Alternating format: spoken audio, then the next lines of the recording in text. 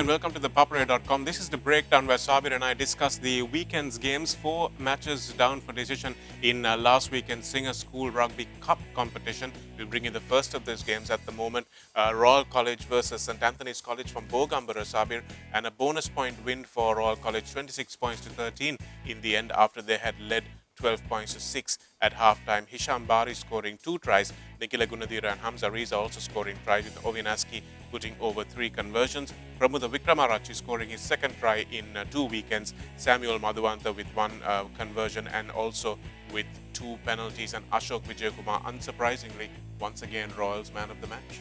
Indeed, Chanaka. We were talking about in the last week segment about Coach Marty's and Coach Viper's game plan. So here, Viper's plan was clear to play territorial because Samuel Madhuvanta, the highest point scorer so far in the season, he made some pitch of a lovely territorial kick, Chanaka, that put Royal in play for the first few minutes. If you look at the halftime score, it's only 12-6. Samuel made 2 penalties, but he missed 2 penalties. It could have been level at the halftime, but then again, Royal coming back so strong in the second half, using their key weapons. If you also look at the stats, Shanaka, Royal, out of their 26 tries, Royal have scored 12 tries from their hookers. Bari played only 2 games and he have scored 5 tries. So 4 for Hamza Riza and 3 for other hooker Fajuddin. So that shows their strength in the front row. Yeah, it does. And Madhuranga, the prop, has also scored 3 tries. So much going on from the front row forwards. There you can see the power. And because of that power, Sabir, that's why they know always that in the second half of games, they're not too worried about the halftime score. They can always come back and wear down their opponents. But they're keeping in touch. Despite the fact that they've drawn a game, they've got the bonus point that they needed. And they're keeping the pressure on St. Thomas's and Isipatana, who are above them in the draw, as well as Science. Yeah, it could be interesting if Science beats St. Thomas and if Royal can beat Isipatana. That will all depend on the final week, how it goes. And moving on to the next game, Shanaka, we had the game at Air Force Ground. Science College hosted Wesley College. The final score, it's 11 points to 7. Wesley could have scored only 1 try, but it was a sloppy affair between both the teams. Wesley themselves should be blamed because they had so many chances. Let's have a look at the try scorers, Shanaka. Hashan Madhuvadava scoring 1 try and 2 penalties by Tanuja Madhuranga. And for Wesley, Timira Ananda and conversion by Murshid Zubair. Zubair also played most of the game at the halfback. It was a bit... we saw that in the last game, he was a little slow. It was not Ayush Lee who played as halfback in the most of the game. It was an interesting decision because Lee was injured and he was not available for selection. But Zubair had a very good game in the Blase Trophy when he shifted to scrum half. And I think Coach Jeevan was expecting a sort of performance from there. But sometimes when you start a game in a position and then you just happen to come into that position during the game, the pressure is off. So I think maybe Zubair got a little bit too much pressured in the new position that he was playing. So once again, Wesley squandering a chance that they had to win. They've lost by 2 points against Trinity, 3 points against Royal, now just 4 points against Science College. So matches that they really should have won and put away, they have to come back home and lick their wounds. So it's been a could have been, should have been season for Wesley, and they'll be looking forward to fixing that next year as well. But Science College playing below expectation, I think, in this match, especially in that phase of that win that is around at the Air Force grounds. I think they'll have to play much better than this if they're to make a dent on the big boys up front. Indeed, but their captain Nirosh Udayanga was not in the centre position. He was out for injury, so that led them to make a decision. They were not clear what to do with the ball. It's not going to Madhuranga and his younger Madhuranga at the wing, because they were like, from the first receiver, it's not only going to the first centre, and the ball is not really going into the width. So that's also a problem for Science on that occasion, Shanaga. And also Walpitage, I think, coming in the second half as the replacement fly half. He had few chances, but his inexperience said that he went, when they were in the Wesley half inside their red zone, he made 3 chips, which led the scoring opportunities going begging. But still, they couldn't be satisfied with this win. Yes, I think they need to be, Science need to be happy with this win and just keep the pressure on St. Thomas's next week as well. But Wesley, a lot to go home and think about, and they'll be frustrated knowing that they're just a couple of inches away from a win. So that is something that will really be upsetting this Wesley College team and supporters, really. Indeed, and moving on to the next game, St. Thomas's hosted St. Peter's College. That was a very good, interesting game, even the weather coming to play a part, but they're winning convincingly, even in the you in the commentary box, Shanaka. St. Peter's, with that Avishka Impala's intercept, things went a little closer. Yeah, it was close. In the end, the game finished 36-13. St. Thomas is scoring 5 tries, and St. Peter's managing just that one try. At halftime, it was 19 points to 10, and early on in the second half, it was 19-13, and it stayed that way for quite a while. Danuja Vijayaratne, an outstanding performance, flank or a number 8 turned into a winger. The last time that happened, I think it was Jonah Lomu. So I'm not sure whether Danuja is capable of that sort of heroics, but I think the relative performance of Jonah Lumu at school level would be enough for St. Thomas's. Sachita Jatilaka with 1 try, Ashwant Herat 16 points with 1 try, 4 conversions and a penalty. Mayon Jayawardena needed a try coming back, and Pravin Ferdinando also started in the centre position this time in place of Sarit Nanayakkara, and he scored a try as well after conceding one badly last week. And Dion Diaz will remember that 5-pointer he scored as well. And for St. Peter's, Sivaraj with 5 points, he put over a penalty and a conversion. Sandesh Jayavikrama with 1 penalty, and Avishka Heenpalla 5 points with his brilliant intercept try. So the game was a little closer than it seemed on the scoreboard, but eventually for St. Thomas's in the last quarter, they just stormed away with it. But it's interesting to see that some of the penalties, they take a set move, they take a big step and doing some old tricks where they're boxing the opposite defense. We saw Pandula De Silva making so much yards on that. And also the other thing I noted, Shanak, Mayon Jayawardena, that his try. So clever to use that lower center of gravity and taking 3 players on him and reach the whitewash on that occasion. And also the captain, Sandesh Jayavikrama, it's a good move. He's coming as the first receiver or the outside center position. But he should not go into contact. We saw once he went into contact and he was like, it was turned over by Delisle on that occasion and that combination. It's like Alex Good playing for Saracens, Shanaka. When you go into contact, you should stay at least 10 to 12 seconds with your feet. Then the supporters have more time to come and secure you. But in this occasion, it did not happen to Sandesh. Yeah, I think Sandesh moving into that fly half position was occasioned because of the injury to Stephen. And as a result of that, I think he was really unsure. He didn't know what the patterns were, what the plans were that they were running. And I think that was a little unfortunate for St. Peter's that injury happened, because that's the time that St. Thomas's began to pull away when Deekshan Eshan was also out for a few minutes. So it was an unfortunate day for St. Peter's, but I don't think they can complain because they were clearly beaten by a better side on the day. They need to everything except their scrum is something that needs to be worked on, and it's about 70% there, but it needs to be 100% if they're going to be competing at in this league, Sabir. So I think there's a lot that they need to do in terms of preparation in pre-season, making sure that they've got players in the right positions and there's a consistency to where they play as well, because even Tikshana has moved from outside center to inside center. So I'm not sure exactly what they're trying to achieve from that, because I would give him a little bit more room, but also he needs to get more balls. So it's a really hard decision for the coaches to make. Now let's talk about that Diaz Fernando's run, Shanaka. It was so fascinating to watch. He just outfoxed him and Jayawardena on that occasion, and then he went almost to the try line, and great save coming from the winger. And before that, Shanaka, was it a foul play by Senal Silva?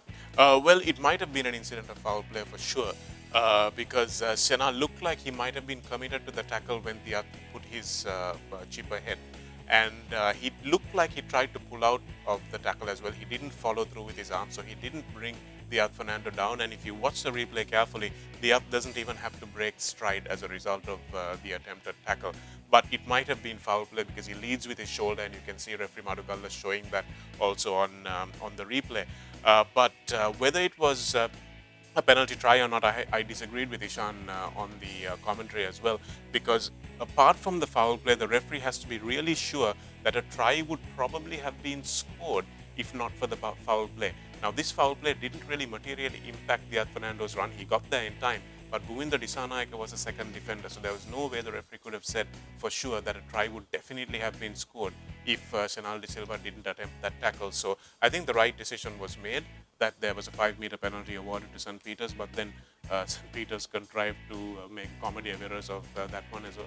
Absolutely, yeah. They had a scoring opportunity. It was a knock-on inside the whitewash, and before that, the funniest part is, I don't know how many of our viewers noticed that Avishka Heenpalla taking that tap where the ball is on the ground and he was forgetting the basic. He didn't move the ball from his feet. Yeah, He was thinking which way to put, and that's quite of fun to watch. yeah, he quietly foxed the referee on that one, but also there was a bit of an obstruction as well with one player standing in front of the man who scored the or supposedly scored the try. So quite a few incidents there in terms of refereeing, which is important for us to take a look at in that game, Sabir. But in the end, a convincing win for the Domians. And moving on to the next game, Shanak, at CRNFC ground, Isipatana hosted Trinity College, and Trinity were leading at 1 point, Shanak. That was a very good game. It's totally, completely different game that we witnessed from Trinity because their backs were on the mark. They're playing pretty much like a work rugby from one end to the other end, which is nice to see, just like Isipatana did. But the first strike came from Padmasanka. That's a lovely piece of work. And then Isipatana suddenly gaining the momentum in the second half. Let's have a look at the try scorers first, Shanaka. Padmasanka, like I said, scoring 2 tries and 2 conversion. Kushan Inil, the captain, scoring 1 try. And Adisha Veeratunga playing almost like a wing, although he plays in the flank position, scoring 1 try.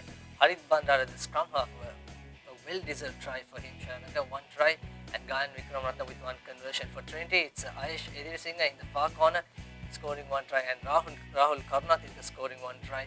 Shalindra Alakon and Lashin Sude 1 conversion and penalty, and we adjured as the player of the match, Harit Bandara, the scrum half. Yeah, it was a very good game to watch. It was an entertaining game to watch, Sabir. In fact, we had 8 tries scored in the full game. And Damit was with me in the commentary box at St. Thomas's, and he said Trinity are leading by 22-17. And I said, how much time is gone? And he said 50 minutes. I said, don't get too excited, mate. This Patana side is going to come storming back, which is exactly what they did.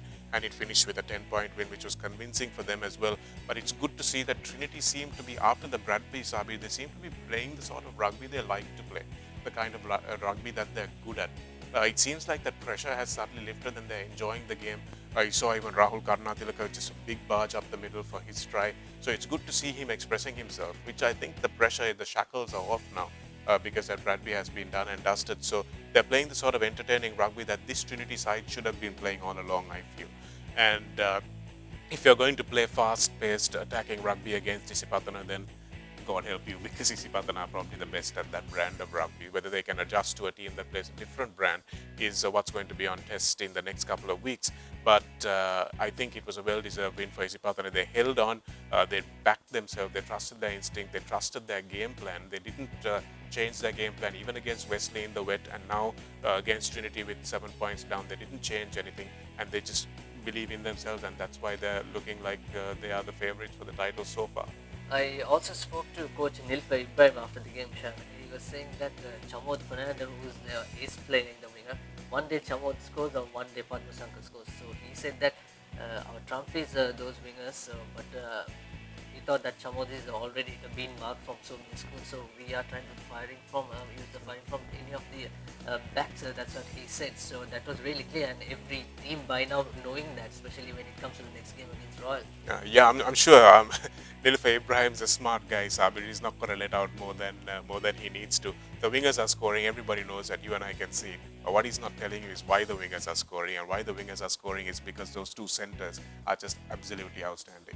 Kushan Iduril and Kisumudu Rankotke are probably the best center pairing I've seen since Steven Manoj and Gayan Veeraratna, who were the best center pairing I've seen since Rajit Jayasundar and Harin Kalwarachi. So I would put these 3 guys right up there with those lads. And they're just big, strong, direct. Their skills are great. They support each other. And that's why the wingers are scoring so many tries. So if Nonu is good and Conrad Smith is good, then Savea is going to score tries. It's a simple equation. But that's what he's not telling you, and that's what any opposition that comes up against him needs to mark. Absolutely. So those are the analysis for the week 7 of Singer Schools Rugby. Let's have a look at the points table, Shanaka.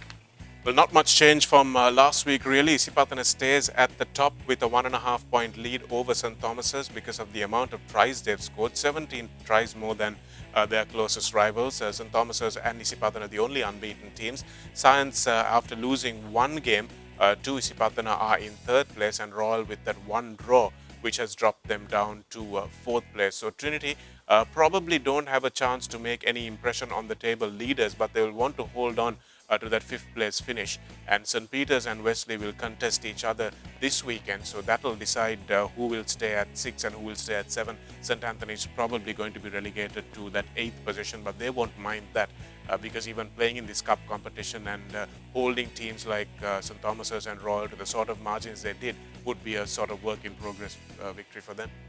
Well, if Trinity finish at 5th and if Royal finish at 4th, are we going to expect a third leg of Bradbury in the knockouts? Well, looks like you might. Sabir, it's happened before and it could happen again. Alright, so next week, Shanaka, once again, we have 4 games on a Saturday on the 11th of June. Predictions for that: Royal taking Isipatana and CNFC. Well, it's a shame that all the games are on the Saturday, Sabir, because it's. I think a lot of the rugby-loving public would like to watch at least 2 of those games. Royal taking on Isipatana is going to be the toughest game for Isipatana so long in the season. And you saw what happened last year rather, when Isipatana were just completely cutting everyone to pieces. They came up against Royal and they got beaten convincingly. So I think Nilufer Ibrahim needs to make sure that he's done the work over the course of the season, that doesn't happen. But I don't know that that's not going to happen, because Royal are a very canny side, and once again, Sanat Martis knows exactly what he's doing, and he will have plans against this big Isipatana team. Then we have St. Thomas's, who will be taking on Science College. I think that one will probably be too much power for Science College this time around. I think those big running forwards will be a little bit too much for even Janit Laksara to handle. And with Madhuranga being injured, not sure whether he's going to be playing in the next game. I think that might be a bit too far for Science College in that game. We have Wesley taking on Peters, which I think is probably going to be the most entertaining match of the weekend so far. And then we have St. Anthony's, who will be playing Trinity, and that should be an all-candy clash where I'm sure Trinity will want to exert their dominance. And the way they're playing, I think Trinity may just have a little bit too much firepower for the Antonians this time. Right, so that's all from us for the week 7 breakdown segment, and until next week, myself and Shanaka signing off for the ThePapare.com.